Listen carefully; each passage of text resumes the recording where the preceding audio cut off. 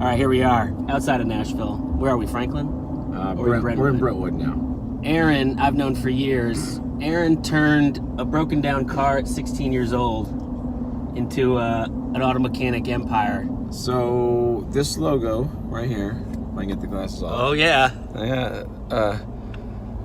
Thomas here did this, 16, 17 years ago? It's a good looking logo. It's a good looking It's the only logo I've ever made. Maybe you're in the wrong line of work. No, I lucked into that one. I would say back in 1999, I started flipping cars, and they were all Saabs. And I decided to get out of debt, and once I did that, I just said, I'm going to keep flipping cars. I'm not going to stop. And things kept going. I got a little bit of cash in my pocket, and then people started asking me to work on them. And so I started working on them in the backyard. Grew that to 30 grand a month, and then moved into town. And then when I moved into town, we didn't make any money. Lost a bunch of money, got some business coaching, started doing well, and then I just took off and started growing like crazy. And we now have 6 locations, 2 different brands, have a coaching business as well, and stay very, very busy. So Aaron's been one of the best examples I've seen of just hustle, entrepreneurial hustle. When I first met you, you had a barn behind your double-wide trailer. No. Don't give me too much credit. It was a single wide.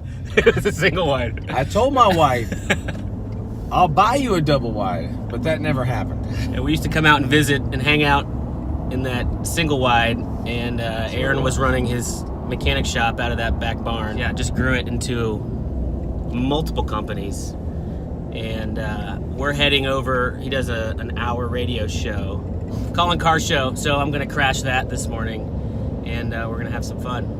Good morning, guys. This is the Fixing Car Show with Aaron and Rick normally, but today I've got a special guest with me here. Thomas, how you doing? I'm doing good. How you doing, Aaron? I'm doing good. All right. Thomas is an old family friend of ours, and he's in town. So we've been joking all the way up here, and he said, what are we going to do? I go, we're going to answer people's car questions, and we're going to tell them it's always the gas cap. All right, JD, what's going on? Are you feeling pulsation when you hit the brakes? Is that why you want to do the rotors? It'll be 2 17mm bolts in the back that are sometimes pretty sticky. I would not worry about the brake lines on that car if they look good from the outside. You can do it for performance, but it's not a huge difference. Yeah, Thomas drives around like a baller in a Honda Odyssey. There you go. Look at Rick. That is customer service, people. I see who's the brains behind this operation. You see, This is Super Talk 997 WTM. Add this to my resume. You said that on the air. I know. I want to get that in. Add this to my resume. Hey, guest on a car show. It's a great time on Aaron's radio show. I think I really contributed to that. What would you say to someone starting out, wanting to do something, wanting to start a company, wanting to follow the dream? What are the things you find yourself saying to people starting out in the journey who are maybe afraid of failing or afraid of, spending the money or afraid of risk? What are the things you've learned? What would you say to them? Failure is not an event. A lot of people talk about that. It's not over. It's not going to kill you. Failing's not going to kill you. And you have to fail to get there. There is no direct path. Everybody wants to find the shortest direct path.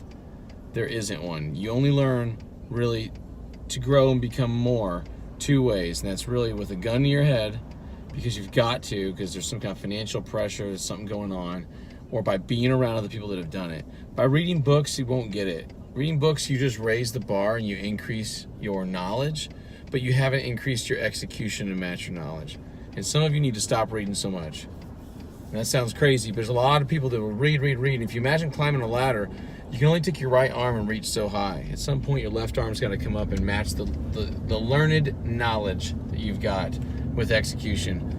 Because I've seen dumb people make a lot of money and a lot of smart people that are just totally broke. Hope that helps. Take that for data. There you go. That's good. Go crush it. Make it happen.